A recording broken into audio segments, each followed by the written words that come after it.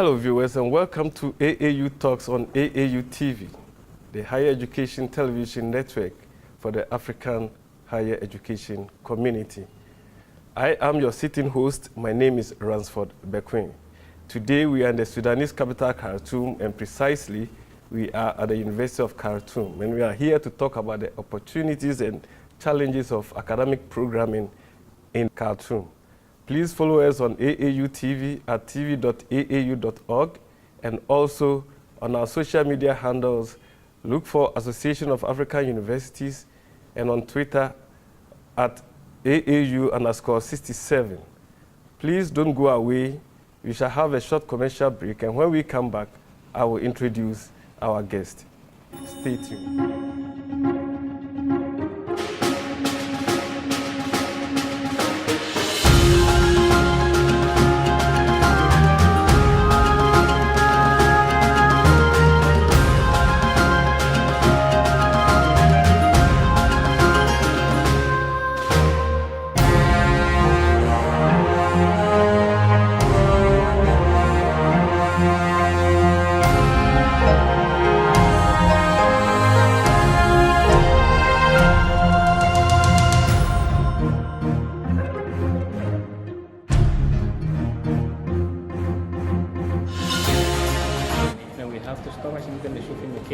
ونقدر نستفيد من التجارب بتاعت الناس الثانيين في انه نشوف انه كيف دايرين نعلم الناس architecture، يعني to keep looking around لاي حاجه ممكن تكون فيها ideas، يعني نقدر انه نكون creative و think out of the box من الافكار الاوريدي الموجوده عندنا. ده ما من ناحيه بس artistic ولا من ناحيه شكليه، لكن من ناحيه بتاعت السبستانس بتاعت الاركتكشر نفسها، وانه كيف احنا ممكن تكونتريبيوت للاركتكشر ات لارج، يعني اذا كان بيلدينج ديزاين اور اذروايز.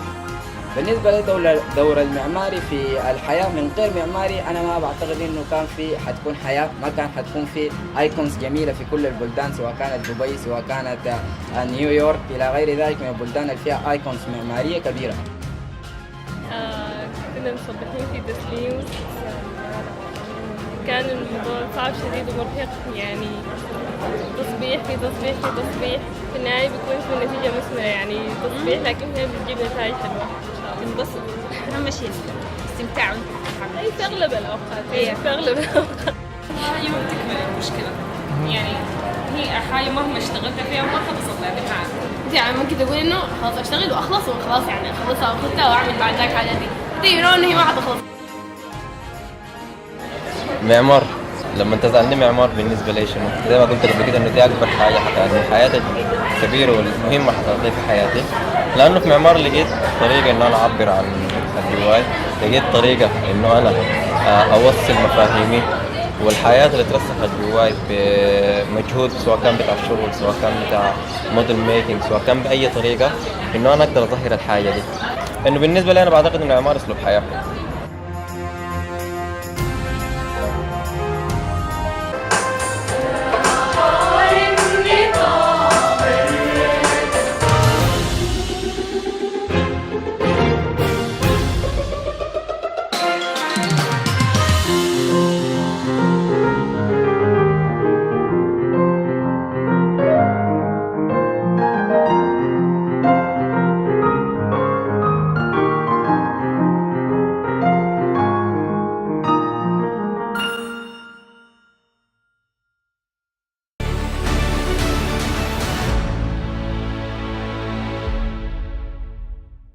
Welcome back, viewers, to AAU Talks on AAU TV. Before the break, I introduced the topic for the day, the opportunities and challenges of academic programming in the Sudan. And we are focusing on Sustainable Development Goal 4, which is on equity and access to education in Africa. I have with me Professor Samir Shaheen. Professor Shaheen is the Secretary for Academic Affairs at the University of Khartoum. Prof, welcome to AAU Talks. Yeah, thank you very much. Prof, how long have you been at the University of Khartoum? Actually, I have been appointed as teaching assistant immediately after being graduated from the Faculty of Medicine at the University of Khartoum. And then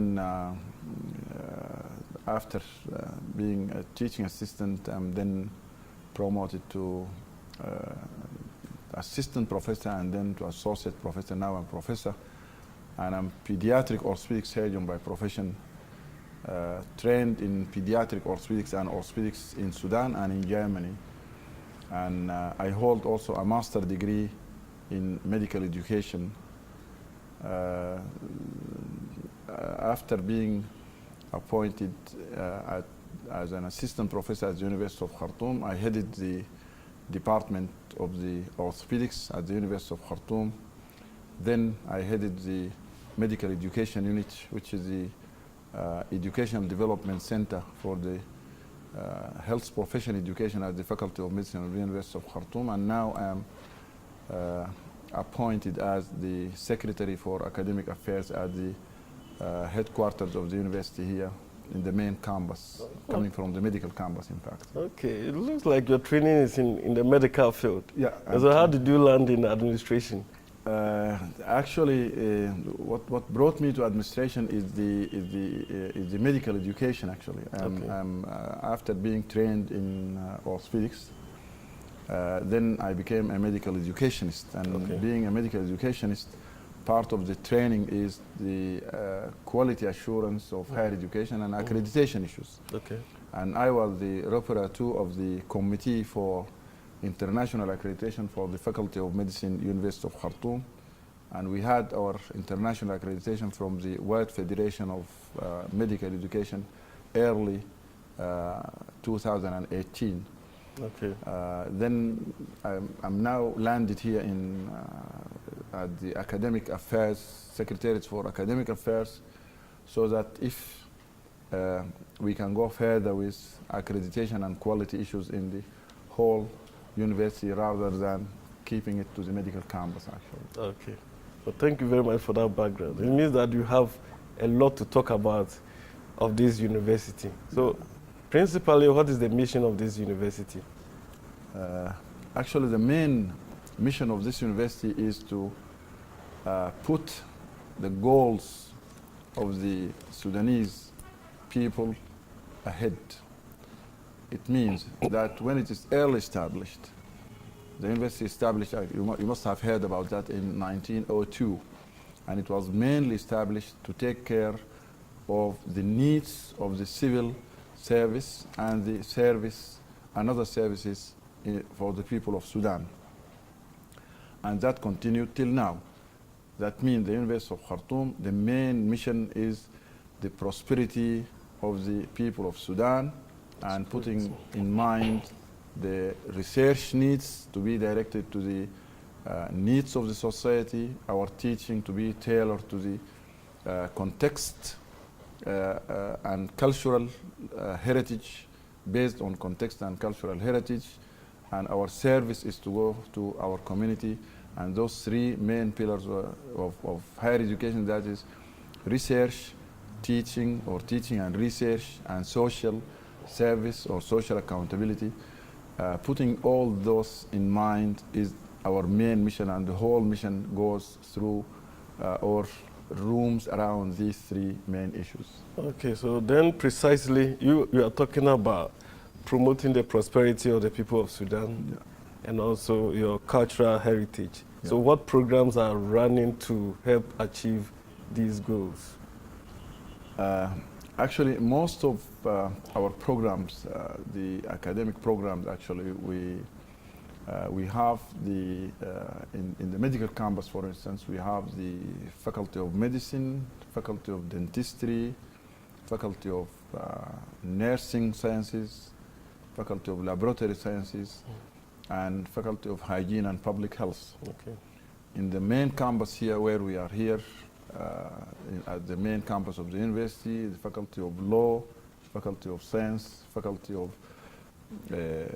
Economics and Political Sciences,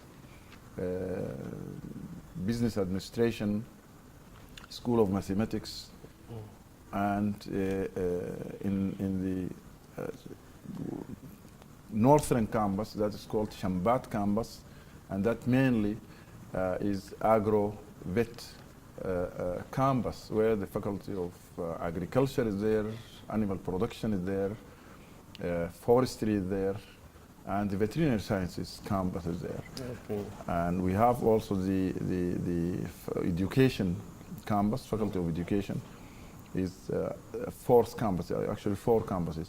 All those programs, actually, the main goal of it is based on how to deliver a program that takes care of the needs of Sudan, putting in mind that our student or our graduate is also of an international caliber, because we observe all the quality assurance and the quality control according to international higher education parameters and benchmark. That's refreshing to know. Yeah. We are coming back to something very critical. Yeah. You spoke about promoting the cultural heritage of the Sudan people. Yeah. You know, one of the goals of the African Union under its Agenda 2063 is to integrate Africa. Yeah. And one means to integrate Africa is language. Yeah. So what language, or what is the medium of communication here and a medium of teaching here at the University of Khartoum? Yeah. Actually, coming to that point, Sudan, like most of African countries,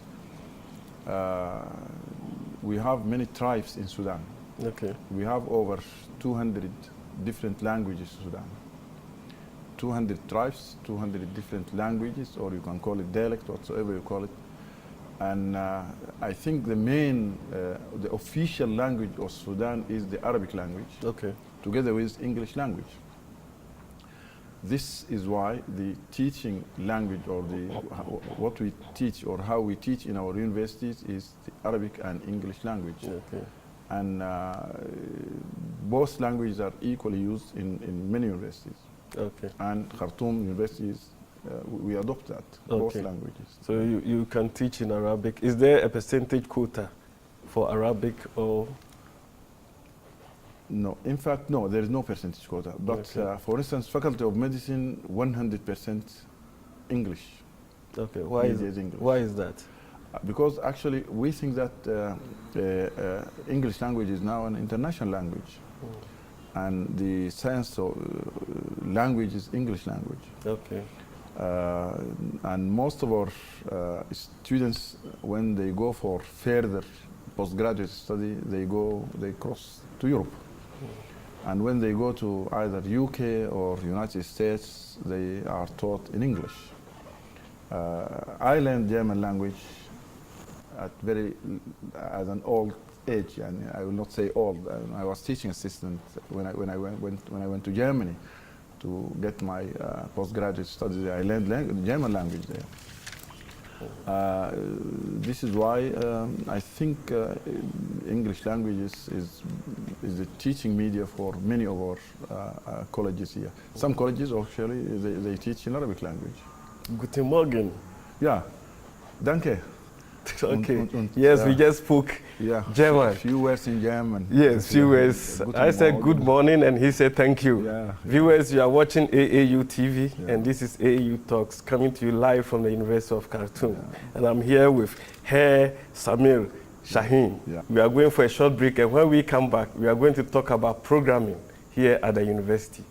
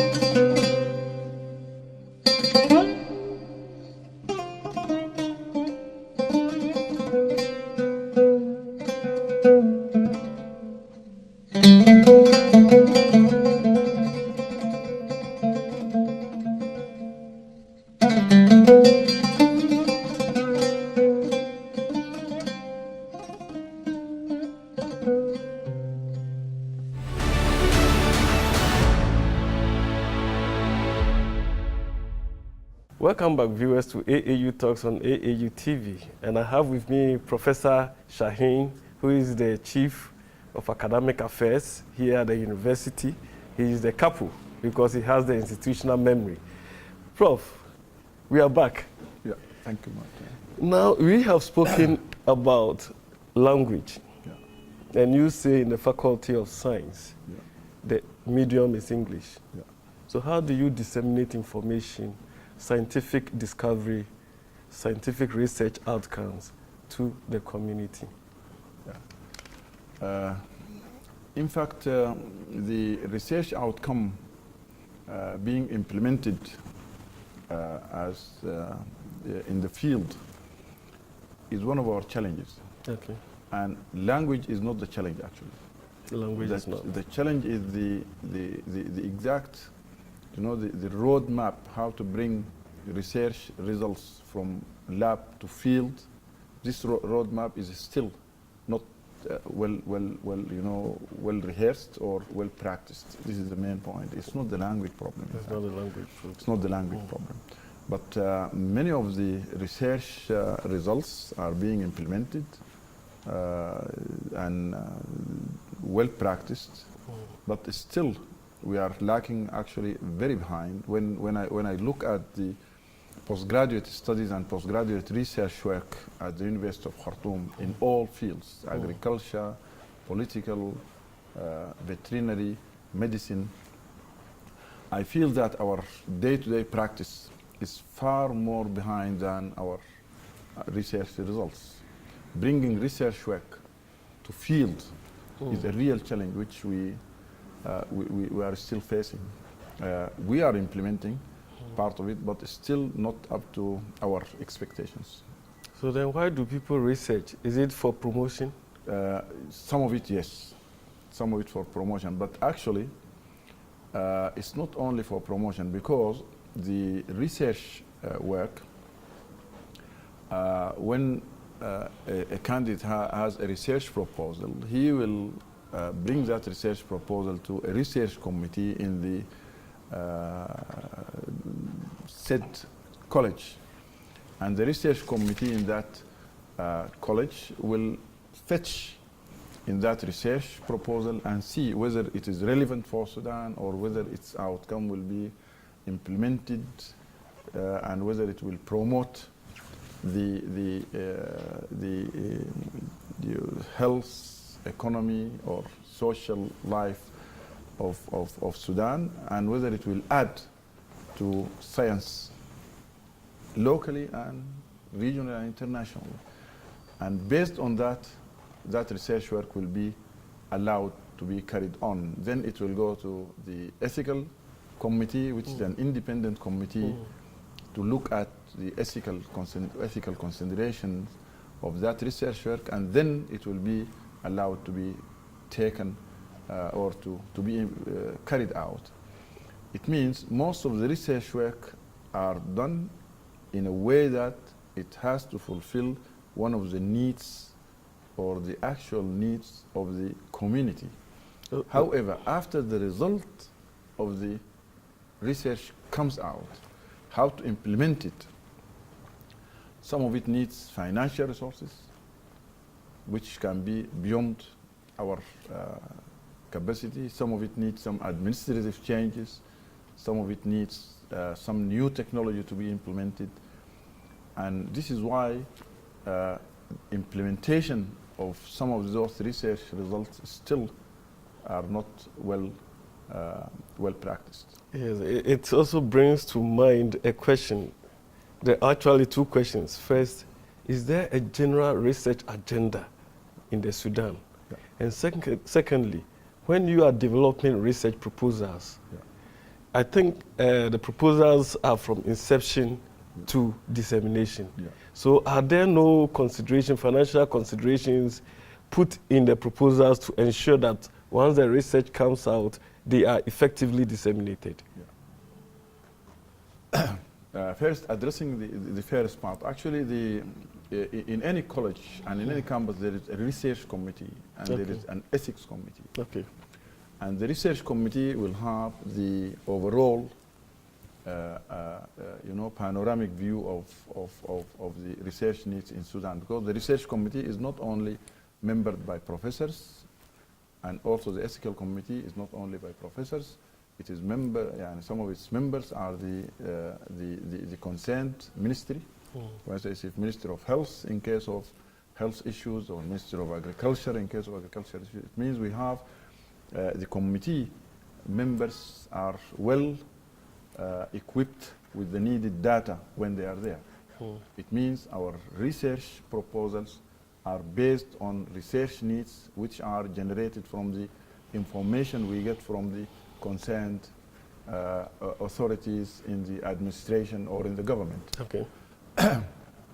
The problem is that when you have a research and the fund of the research is there, to be implemented, usually an incubator is needed, and entrepreneurship is needed, as that needs the real input of the business. One of our problems, probably here and in many areas, that usually the academia or the academic minded professors, they are very cautious of being in contact with business, because some issues come as conflict of interest and why it is funded by X or Y business. We need actually to sharpen this area in order to get the burden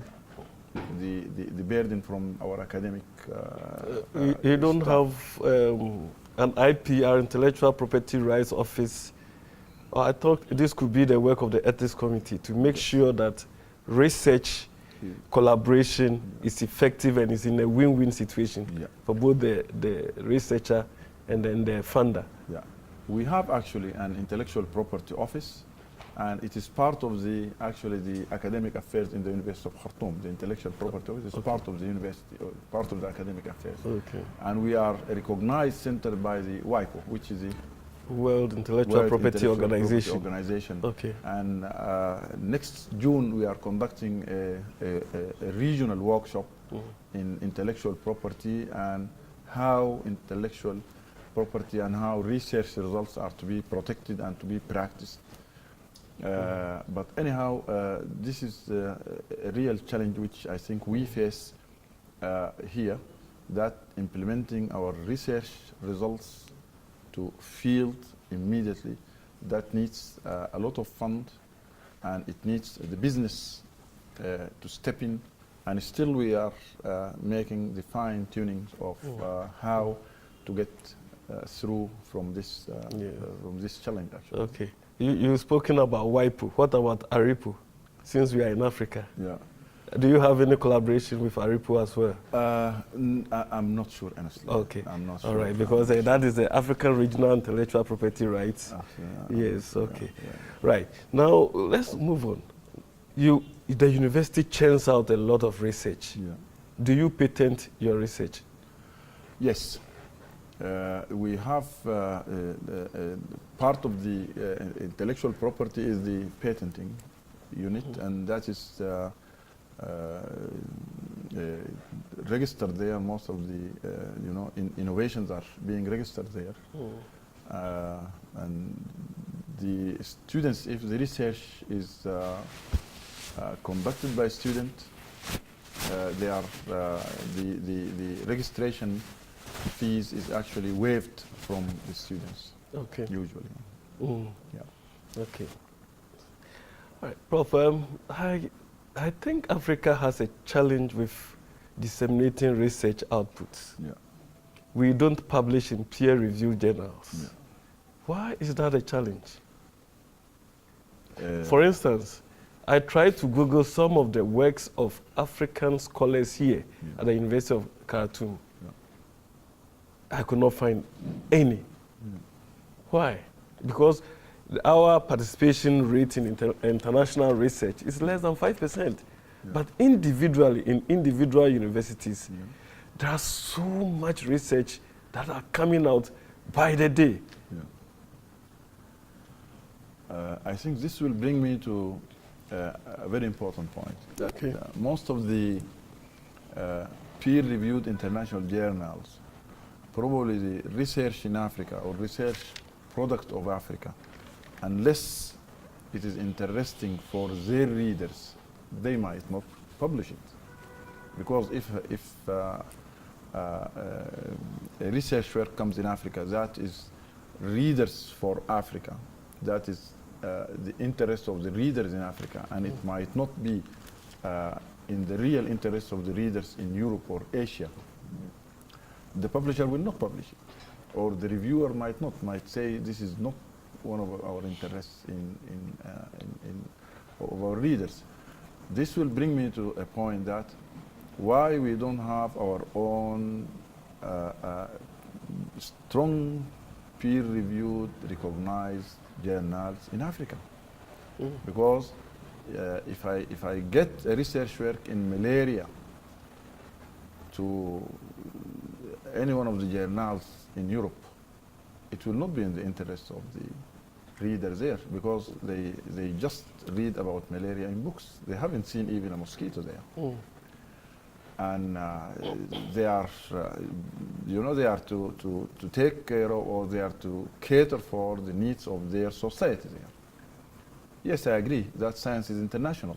However, the context is very important. Yes. If I were also in Africa, if I'm in Africa, and a certain problem that is a real headache of Europe is brought here as a research result, I would have said that it doesn't suit me because it's not in the interest of my people here. Because I want to address problems of our people, and I want to get research results to come to our people. A research result that is elsewhere, it might not suit me. This is one of the points why publications in the international or in the European or American journals are not really reflecting the research product of African community and African scholars. And second point is that also probably the language. Although many people say that the scientific language, it doesn't need to be scholar in English language to publish a paper. You just, of course, scientific language are always short sentenced, without any fantasy and any... Exactly. Exactly. This might not be a real issue anyhow. Okay. Viewers, I'm talking to Professor Samir Shaheen, who is the Secretary for Academic Affairs at the University of Khartoum. We are going for a short break. When we come back, we'll talk about other dimensions here at the University of Khartoum. Stay tuned. The University of Khartoum is the oldest university in Sudan. It has a lot of faculties, and this includes the science faculty. The science faculty has a lot of facilities, and among them is the Microbial Culture Collection Unit, MCCU. The MCCU has two sub-units, namely the Molecular Biology and the Microbiology units. The Microbiology unit consists of the culture room and the Microbiology lab. The Microbiology lab is well equipped with state-of-the-art facilities to conduct analysis on bacteria and other microbes. The bacteria are then sent to the culture room for incubation based on two temperatures, that is, the cold and the room temperature. There is also a freeze dryer that converts bacteria into powdery forms to be stored over time. The Molecular Biology unit is where DNAs are extracted using equipment such as microwaves. Other facilities of the unit include a sterilization room, where all equipment used in the unit are sterilized. It is also where the microbes used in the various experiments are killed. A cold room, where samples such as DNA and media are kept, as well as a meeting room where seminars and experiments are done.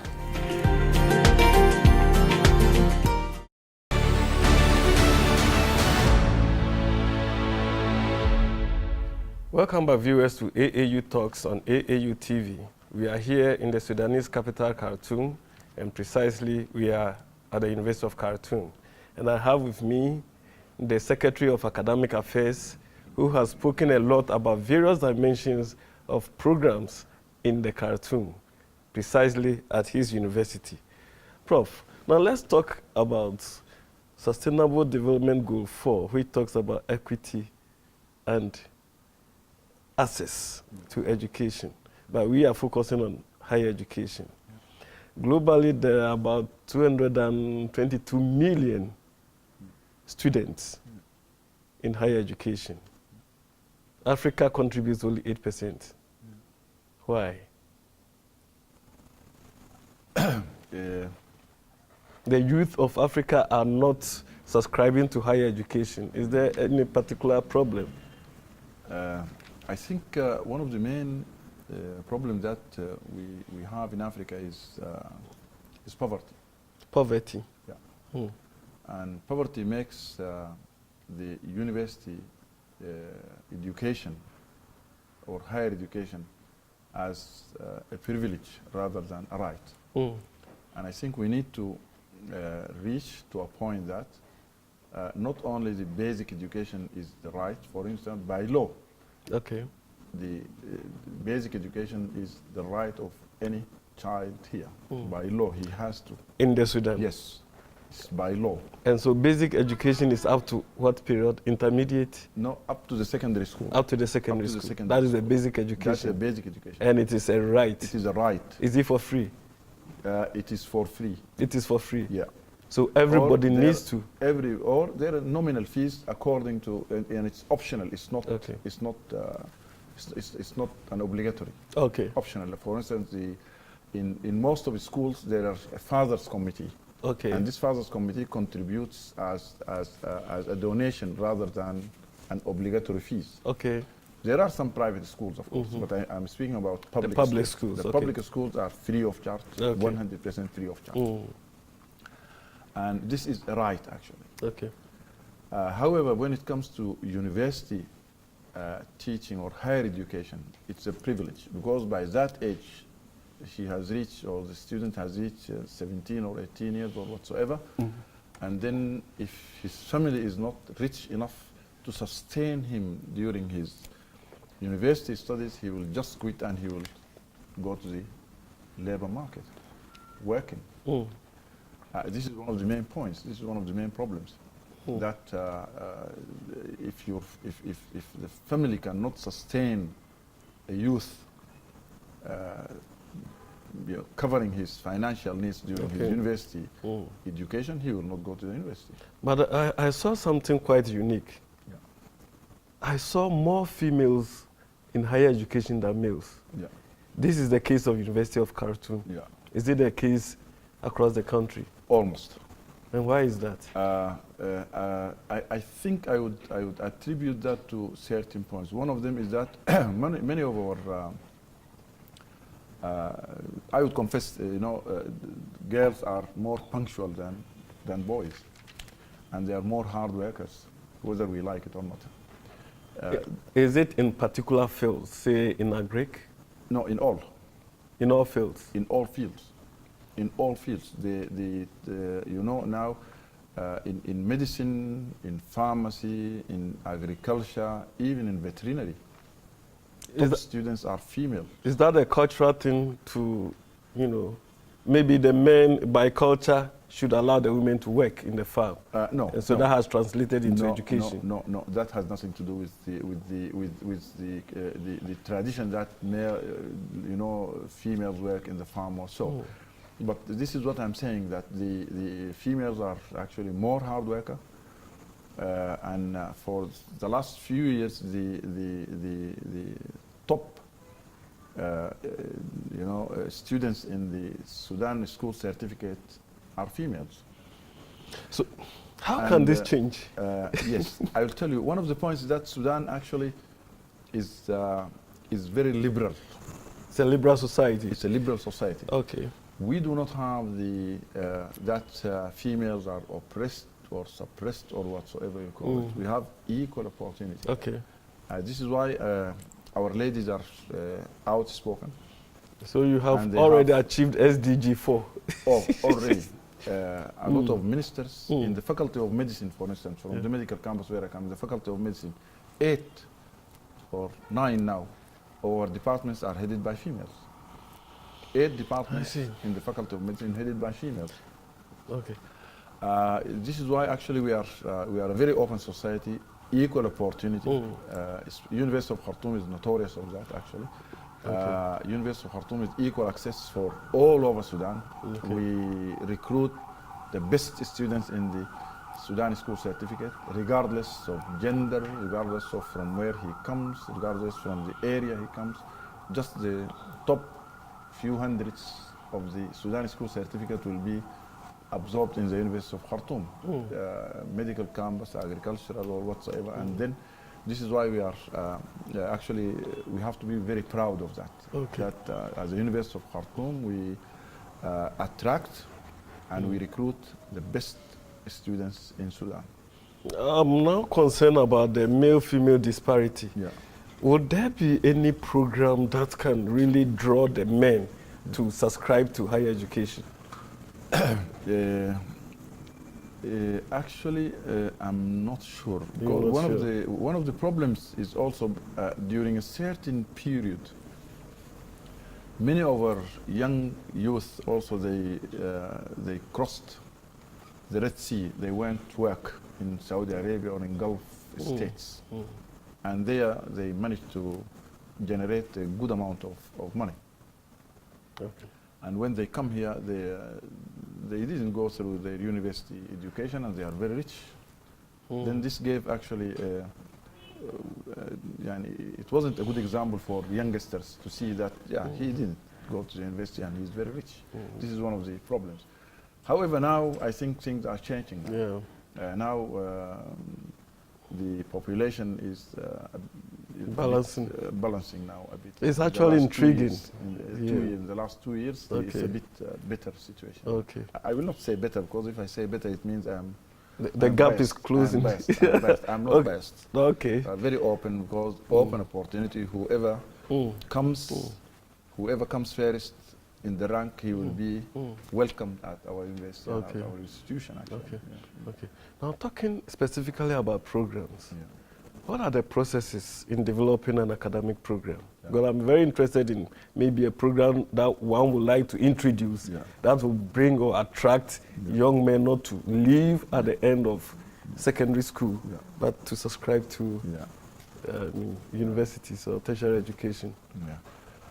Actually, we have a very long heritage in the University of Khartoum. This is why to get a program, it will take quite a long time actually to get through. And this, I wouldn't say it's a bureaucracy, but it's a process. It has to go through the process. A rigorous process. It's a very rigorous process and a stepwise process. Okay. Well-fetched, looked after from all dimensions. For instance, we recently introduced a master degree in medical education. Okay. And I was convener of that program before I come here. It took us 3 years to get through. A funder would have left. Yeah? A funder who wanted to fund such a program. Yeah. If it takes 3 years, Yeah. the person would have left. No, but actually, Or is the process that one has to go this through? is the process. It has to go through that process. For instance, we looked around and we found that training medical doctors to get to be teachers, that needs skills. Okay. Thus, if I'm an orthopedic surgeon, but I'm not trained to teach medicine. Right. To get that, I need to be Special trained. training. Yeah. Okay. And this special training, I had actually my master degree from a Germany. joint degree from Maastricht and Sudan University. Okay. That's a medical education. And this is why we thought that we have to develop a master degree here at the University of Khartoum in the Faculty of Medicine for health profession education. Okay. It took us 3 years till the idea was clear. It went through in the medical campus there. Okay. Then we had to put objectives for the course, learning outcomes, curriculum, and it has to pass through the curriculum committee of the medical campus. It has to go to the faculty board to be discussed, and then from the faculty board to the higher education board, the medical, there's a deanship for College of Higher Education. There is a vice dean for medical subjects. Okay. it has to go there to be That's a process. another That's a there, process. stay there for a while, then comes to a subcommittee of the Senate committee, which is called the academic committee, and from there it comes to the Senate, and from the Senate, when it is ratified, then it will be implemented. And one of the points is that it took a long process. However, when it comes out Perfectly. Perfect. Nothing perfect, actually. Yeah. You know, Near perfection is perfection. only, yeah, it's in a better position. Yes. Because as Yes. perfection is only in the Yes. But the process is in the heavens. Is in the heavens. The process takes longer than even trying to patent an invention. Yeah, this is one of the points. Yeah. You know, it takes quite, and any program is like that. It's Okay. not only the medical education. Any program. Even undergraduate, it goes the same program. But in undergraduate, it will not go to the postgraduate college. It will come to directly to the academic affairs. Okay. We have a subcommittee in the academic affairs that's called academic subcommittee that goes over any new curriculum after it is being fetched in the department level, college level, faculty board level. Then it comes to academic committee. Then from there to the Senate. The highest academic committee at the University of Khartoum is the Senate committee. Is the Senate. And when the Senate ratifies it, then it becomes implementable. It becomes, yes, that's it, to be implemented. Yeah. Okay. Now, we have gone through the process of getting a new program on board. What about reviewing an ongoing program? How long does it take? And how often are new programs reviewed? Yeah. For instance, you know, generally speaking, the comprehensive program review, it is done usually every 10 years. However, every 10 years? Every 10 years. But the curriculum review is every 5 years. Okay. For every program? Every program. We had, actually, or we were very lucky to be one of the fairest medical colleges in the region and in Sudan to be accredited with the World Federation of Medical Education early this year in March. Actually, we had that, and that actually it was a very good exercise for us to review the whole program from A to Z, from admission to graduation, everything. Our recruitment for students, recruitment for staff promotion, teaching. Material, curriculum, how curriculum is designed, are we following the new trends of curriculum? For instance, you know, the curriculum and the teaching is dynamic, you know, whatsoever. As I told you, our main goal is to take care of the needs of Sudan. However, our student is also equipped with the needed skills to compete outside, compete in Europe. That's a holistic quality assurance process. This is the point. For instance, we come to know that, or it was a real issue, that there are some new perspectives in medical education, that teaching students ethics and professionalism. Yeah. In our time, it wasn't nothing curriculum. Part of the curriculum was called ethics and professionalism. Okay. It was just an apprenticeship. You just look to your boss or look to your consultant and see how he behaves, and then you do the same thing. Also, social accountability. Yes. It was just practiced by, just like that, as part of the, you know, the general practice. However, now it is part of the curriculum of the Faculty of Medicine, the University of Khartoum, Ethics and Professionalism. He is to sit for an exam for that, and he is to be taught for that. Social accountability is part of the curriculum. And it means that we are following the new trends that comes all over the world. I'm very interested in this curriculum review. Who are the stakeholders? Are they only the professors, or there are other external stakeholders who come on board to review the curriculum? Yeah. Okay. Actually, the curriculum committee is headed usually by a senior professor in the said campus. And the professors in that college will be there, and we will have also the other stakeholders from the community. We will have the community leaders. Some community leaders will be there who are not part of the profession. We will have the ministry, representative of the ministry, Minister of Health or Minister of Agriculture, Minister of Veterinary, or livestock, Okay.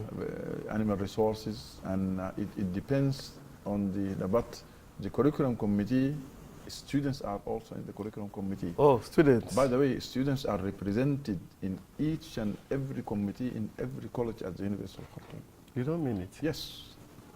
Every committee, students That's are a strong, then you have a strong students body. very strong student input. Okay. They are only, the students will not attend if certain issues that relates to Their affairs. their affairs. Okay. But in general, students are members in our accreditation subcommittees in the Faculty of Medicine. Students were represented in each and every subcommittee, and each committee was headed by a professor.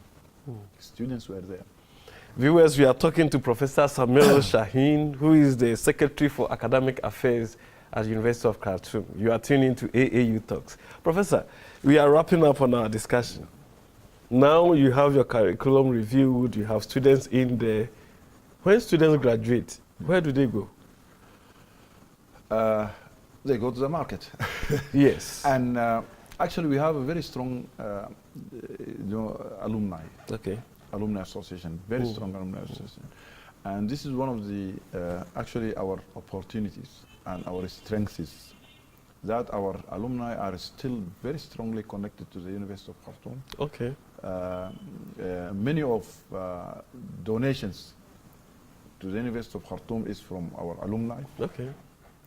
Whether here in the Faculty of Engineering, where we are here, we are in the engineering college here, or in the Faculty of Medicine.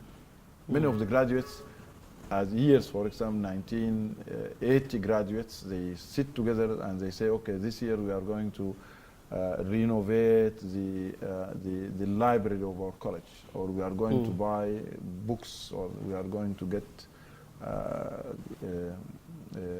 computers, or whatsoever. And they just come and sit with the authority there, who is the dean or the vice dean or so, and they do these donations. And this is one of our strengths, actually. We are most of the graduates of the University of Khartoum are very committed to the university, and they are very proud of being graduates of this institution, and they are strongly linked to this institution.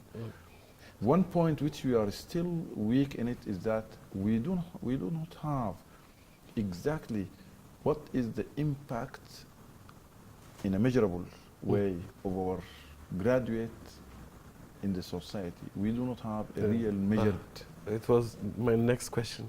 Yeah. So, but how easily are your graduates, absorbed in the job market? Are they ready for the job market immediately they leave the university, or they have to go through some on-the-job training, or they have to stay at home till some job comes their way? Actually, our graduates, like generally, when somebody is newly graduated from an academic institution, which is a university, he might need some few, training to be suitable for a job. The communication skill also, and by the way, this is one of the curriculum contents in the new curriculum, communication skill. Communication skills. Yeah, it is one of it, because as a medical doctor, he has to be a very good communicator. He has to speak to his patient, he has to speak to the co-patients, he has to deliver bad news, if any bad news, to the co-patients also. Yes. This is part of the curriculum. But one of the points is that our graduates are, they are almost all over Sudan, even abroad. We are very satisfied by their performance, but as I told you, we do not have a really measurable criteria to measure the exact impact of. We know they have got a very good impact. Their fingerprints are there in the society, but we do not have real data about that. Okay. Finally, your alumni are contributing to the welfare of the university. Is this a sustainable university? Are you able to sustain yourself financially? And if yes, through what means? Actually, the University of Khartoum is very rich in assets. We have a lot of assets. Okay. And we are still and probably this question will be better answered by somebody else, but Okay. I'm just, offhand like that. We are very rich in assets. We have a very huge amount of assets which are underutilized. Underutilized. They are not fully utilized. A lot of assets are not fully utilized. You are not bringing in collaborators, maybe from within Africa? We have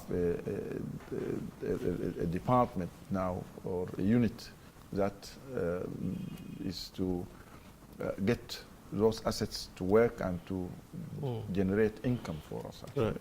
But still it's underutilized, and we are on our way to be actually financial independent in due time.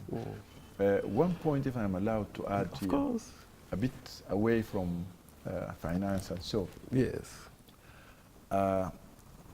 I would love to have a very strong relation with African universities. Good. Why not to develop our own quality assurance? Why not to have our own African quality parameters for higher education? Why not to have joint degrees, joint training programs? Why not to have Khartoum or Accra Convention for joint degree ratification and recognition in the same way like Lisbon? There's a joint degree convention, recognition convention in Lisbon for some European universities. Why we do not have that in Africa? Why we don't have a joint degree, a joint master, a joint PhD between Accra University and Khartoum University, students to be here and there, joint research work, a joint degree with both universities, having exchange students for curricular and extracurricular activities, exchange of staff, even exchange of credit hours. Our engineering student to get a semester here, a second semester in Ghana, if curriculum are matching, why not we develop that? This is high time for Africa to have such programs, actually. Viewers, these are the final words of Professor Samir Shaheen, who is the Secretary for Academic Affairs at the University of Khartoum. And this one goes, because it's a continental appeal you've made, it goes to the African Union. And the African Union is actually in the process of doing that. They have the AQRM, which I know you are aware of.